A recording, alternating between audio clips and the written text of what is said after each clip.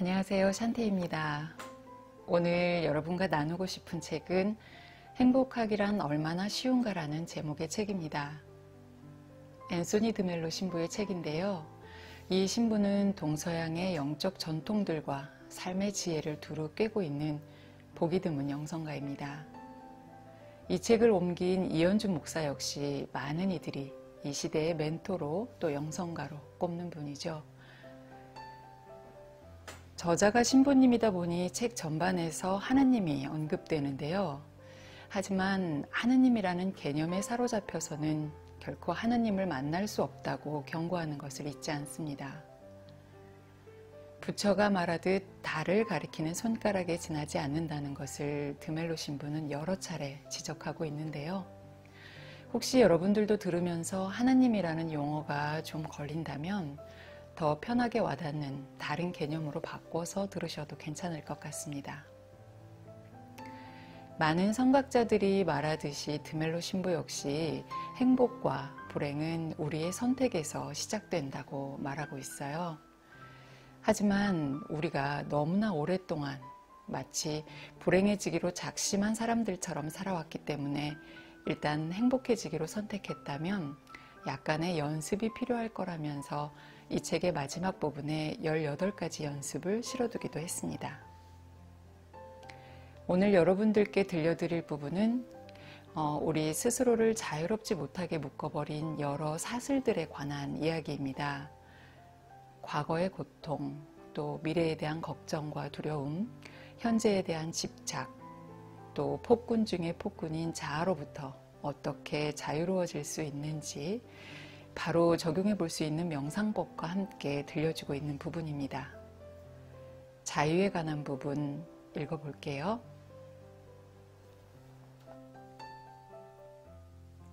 자유.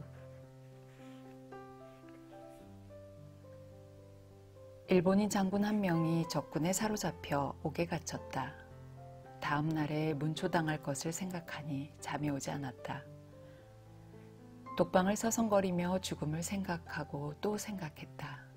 그러다가 문득 이런 결론에 도달했다. 내가 문초당할 날은 내일이다. 그런데 내일은 잊지 않는 날이다. 선사들이 그렇게 가르치지 않던가. 그러자 곧 마음이 가라앉았고 그는 잠이 들었다. 실제하는 유일한 것이 지금이라는 사실을 알자 잠이 온 것이다. 그는 옥에 갇힌 몸이지만 자유인이었다. 자유의 적은 밖에 있지 않다. 안에 있다. 우리를 묶는 사슬은 여기에 있다. 이제부터 그 사슬들에 대하여 이야기해보자. 사슬들이 꽤 여러 개 있기 때문이다. 우리를 묶어 자유롭지 못하게 하는 첫 번째 사슬은 지난날의 좋지 못한 경험들이다. 그것은 이해하기 아주 쉽다. 어떤 사람은 8살 때 어머니를 여인 아픈 경험이 정신적 장애를 일으켜 어른이 되어서도 사람을 가까이 하지 못한다. 어렸을 때 성폭행을 당한 여자는 모든 남자들을 무서워한다. 부당하게 해고당한 적이 있는 남자는 한평생 쓰라린 상처를 안고 괴로워한다. 어떻게 이런 사슬을 끊고 다시 자유로워질 것인가? 여기에 도움이 될 만한 아주 간단한 명상법이 있다. 그러나 이 방법으로 명상을 하려면 어느 정도 믿음과 끈기가 필요하다. 과거의 안 좋은 경험들이 계속 당신을 괴롭히는가? 그러면 평화롭고 고요한 상태에서 그 나쁜 경험으로 돌아가라. 잘 되지 않거든 하나님이 곁에 계신다고 상상하고 이렇게 기도드려라. 하나님, 어려운 일입니다만 제가 그렇게 할 수 있도록 허락해 주신다면 틀림없이 저에게 좋은 일이 있을 줄 믿고 당신을 의지합니다. 그 좋은 일이 무엇이고 어떻게 이루어질는지 저는 모릅니다. 그러나 분명 좋은 일이 있을 거예요. 나쁜 과거로 돌아가는 일을 부드럽게 해야 한다. 억지로 난폭하게는 하지 마라. 아무래도 벅차게 느껴지면 곧 중단하고 다음 기회로 넘긴다. 하지만 일단 착수했으면 끝까지 하는 게 중요하다. 당신은 가슴이 분노로 가득 차는 것을 느낄 수 있다. 좋다. 화를 내어라. 그러면서도 기도는 계속하라. 주님은 당신의 정직한 태도에 흐뭇하실 것이다. 자유란 그렇게 빨리 얻어지는 게 아니다. 시간이 필요하다. 당신이 하나님께 말씀드린 대로 뭔가 반드시 좋은 일이 일어나리라는 느낌이 오면 다음 단계로 넘어간다. 하나님께 감사드리는 것이다. 이윽고 지난날의 좋지 않은 경험에 대하여 그것이 당신에게 가져다 줄 좋은 일에 대하여 고마운 마음이 들면 그러면 당신은 자유다. 당신을 묶은 사슬 하나가 끊어진 것이다. 우리를 묶은 사슬 하나가 더 있다. 지난날에 좋았던 경험이다. 그것들이 너무 좋아서 생각만 해도 기운이 솟는다. 그런데 거기에 위험이 도사리고 있다. 소위 향수라는 병에 걸려 오늘을 제대로 살지 못하는 것이다. 그렇게 당신은 실제로 오늘을 망칠 수 있다. 서쪽 하늘 붉게 물들이며 황홀하게 지는 해를 한 친구와 바라본 경험이 있다 치자. 그 일이 있은 뒤 어느 날 당신은 그 친구와 산책을 나선다. 그런데 지난날의 황홀한 경험에 매달려 그것을 지갑에 넣어 가지고 다니며 친구와 산책하는 동안 자주 그것을 꺼내보고는 저건 지난번에 우리가 본 그 황홀한 일몰이 아니야 라고 말한다면 어찌 되겠는가. 당신은 지금 어제의 아름다운 경험으로 오늘을 망치고 있는 것이다. 그만큼 당신은 덜 자유롭고 덜 살아있다. 과거 경험이 당신을 사슬로 묶고 있는 것이다. 이 사슬에서 어떻게 풀려날 것인가? 한 가지 명상법이 있는데 당신을 매우 아프게 할 수 있다. 생명을 낳는 일은 진통을 수반하게 마련이다. 그래도 해볼 마음이 있으면 지난날에 당신이 사랑했는데 죽거나 이별을 해서 지금은 곁에 없는 사람들을 떠올리고 그들 각자에게 말하라. 당신을 만난 것이 내게는 큰 행운이었어요. 당신에게 정말 고맙습니다. 언제까지나 당신을 사랑하겠어요. 자, 이제 잘 가시오. 난 내 길을 가야 합니다. 내가 나를 당신한테 묶어두면 오늘을 사랑할 수 없고 지금 나와 함께 있는 사람들을 사랑할 수 없을 거예요. 그러니 이제 잘 가시오. 안녕. 이런 말을 하는 것 자체가 아픔이다. 당신을 더 아프게 하는지 모르지만 효과 또한 그만큼 큰 다른 명상법이 있다. 당신이 지난날 보물처럼 아끼고 간직했던 것들, 예컨대 당신의 젊음, 건강, 힘, 아름다움 등을 생각하고 그것들을 인격화하라. 어린아이 같은 짓이라고 생각될는지 모르겠다. 그러나 아이처럼 되는 것을 망설일 이유가 없다. 아이처럼 되어야 하늘나라에 들어간다고 했다. 그들 각자에게 말하라. 너를 가질 수 있어서 참 좋았다. 내 생애에 너를 만난 것이 참으로 고맙다. 하지만 이제 헤어지자. 난 내 길을 계속 가야 해. 안녕. 많은 노인들이 젊은 날의 건강, 힘, 아름다움을 떠나보내지 못해서 그 때문에 노년이 주는 부드러움과 깊이와 풍요를 제대로 맛보며 누리지 못한다. 가장 좋은 것은 여전히 오고 있는 중이다. 너무나 많은 사람이 지난날의 좋은 경험들에 묶여서 그 추억을 떨쳐버리지 못해서 지금 눈앞에 있는 자기 인생의 최고 황금 시절을 잃어버리고 있다. 이렇게 우리의 행복을 가로막는 두 가지 중요한 사슬이 있다. 상처 입은 새는 날지 못한다. 그러나 나뭇가지에 묶여있는 새도 날지 못한다. 더 이상 과거에 묶여있지 마라. 힌두교에 이런 속담이 있다. 물은 흘러서 깨끗하고 사람은 앞으로 나아가서 깨끗하다. 자, 이제 세 번째 사슬, 미래에 대한 걱정과 두려움을 얘기할 차례다. 내일 있을 문초를 걱정하던 일본인 장군 이야기 기억하는가?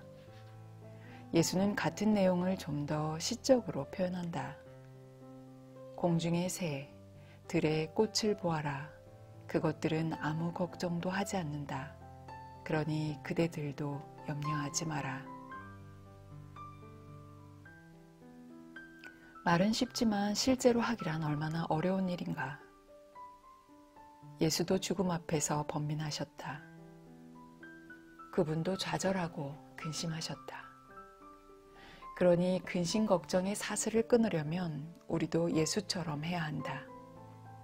두려움을 마주보고 사람에게 하듯이 말을 거는 것이다. 말하되 폭력을 쓰지 않고 사랑스럽게 해야 한다. 두려움이 조심이라는 탈을 쓰고 우리 안에 있기 때문이다. 두려움에게 말하라. 네가 여기 왜 있는지 나는 안다. 하지만 나는 하나님을 믿고 그분을 의지한다. 당신이 과연 이렇게 할 수 있거든 그만큼 성장한 것이니 감사하라. 고마운 마음을 품는 것 자체가 큰 도움이 될 것이다. 일어나는 모든 일에 대하여 하나님께 감사하라.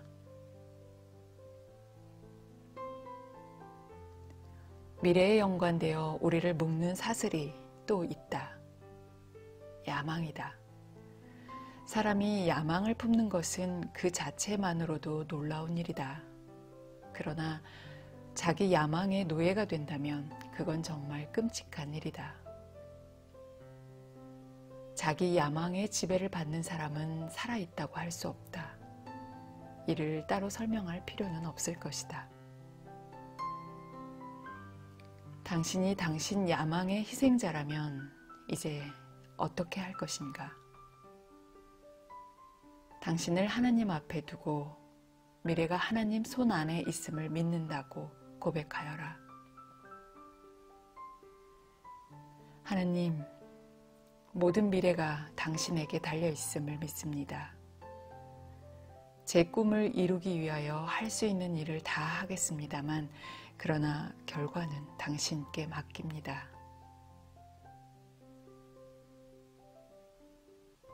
그런 다음 어떤 결과가 빚어지든지 하나님께 감사드리면 당신에게 자유와 평화가 찾아오리라.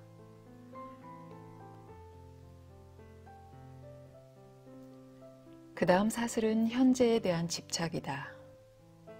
인간의 가슴은 커다란 자석이다. 누구나 체험으로 알고 있을 터이니 따로 설명할 게 없겠다. 우리는 사람과 사물을 소유하고 싶고 그것들과 떨어지는 것을 원치 않는다. 그것들에 의존하고 따라서 그만큼 자유롭지 못하다. 자주 우리는 남들까지도 자유롭게 놔두지를 않는다. 이런 집착에서 우리를 자유롭게 해줄 명상법 하나를 소개한다. 당신이 깊게 집착하고 있는 사람, 그래서 헤어지거나 떨어지기 싫은 사람 하나를 생각하라. 그가 바로 앞에 있다 생각하고 그에게 말하라. 다정하게 말해야 한다. 먼저 그가 당신에게 얼마나 소중한 존재인지를 밝힌 다음 이렇게 말한다. 처음부터 말했듯이 이 말을 하는 것 자체가 무척 괴로울 것이다. 너무 괴로우면 나중으로 미루고 할만하다고 느껴지면 말하라. 당신은 내게 참으로 귀한 존재요. 나는 당신을 많이 사랑합니다. 하지만 당신이 내 인생은 아니에요. 내게는 당신 것과 다른 내가 살아야 할 인생이 있고 내가 채워야 할 운명이 있습니다. 정말 하기 어려운 말이다. 그러나 인생 자체가 늘 쉬운 것은 아니지 않은가. 놓기 싫은 사물, 장소, 직장, 소중한 것을 생각해내고 그것들 각자에게 같은 말을 한다. 너는 내게 참으로 소중한 존재다. 하지만 네가 내 인생은 아니다.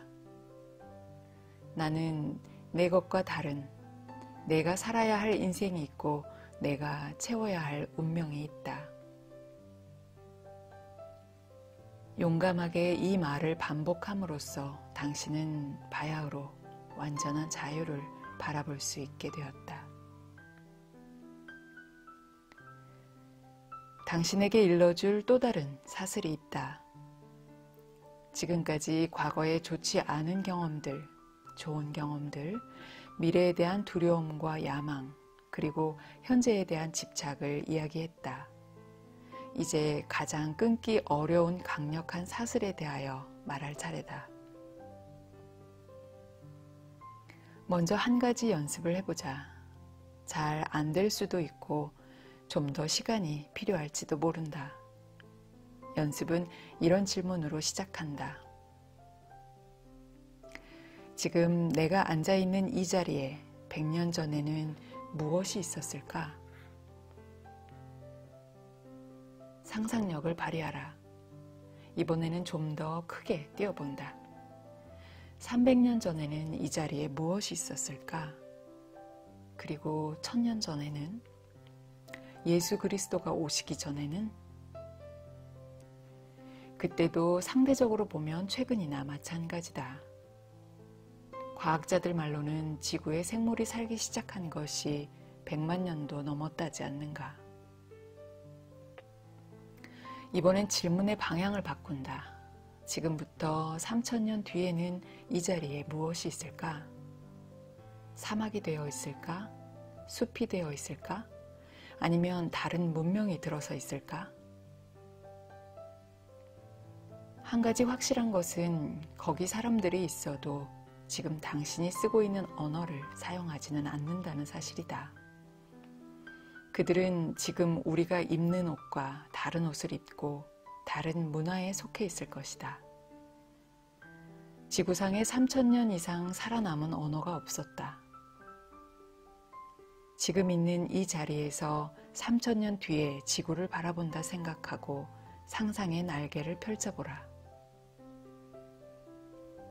광대한 무엇과 해방감이 느껴질 것이다. 당신이 중요한 존재라는 착각에서 벗어나라. 하나님의 눈으로 보면 몰라도 우리가 그렇게 중요한 물건은 못 된다. 예수가 언급하신 새들, 들에 핀 꽃들을 생각해보라. 사막의 모래더미, 빗방울, 처마 끝에 물방울을 생각해보라. 당신 자신을 생각해보라. 얼마나 미미한 존재들인가. 당신이 이 수련을 제대로 할 수 있으면 폭군들 가운데 폭군인 당신의 자아로부터 자유로워질 것이다. 바야흐로 당신은 해방, 안식, 자유가 무엇인지 알게 되었다. 세상에 본인의 죽음을 받아들인 사람보다 싱싱하게 살아있고 자유로운 사람이 없기 때문이다.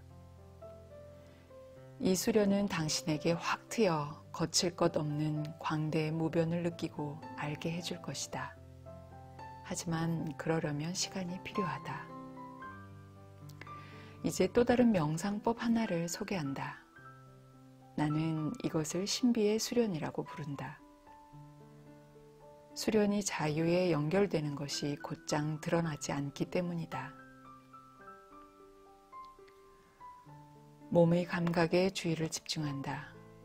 한동안 그렇게 한 다음 당신이 감각에 집중하고 있음을 알아차리면서 이렇게 말한다.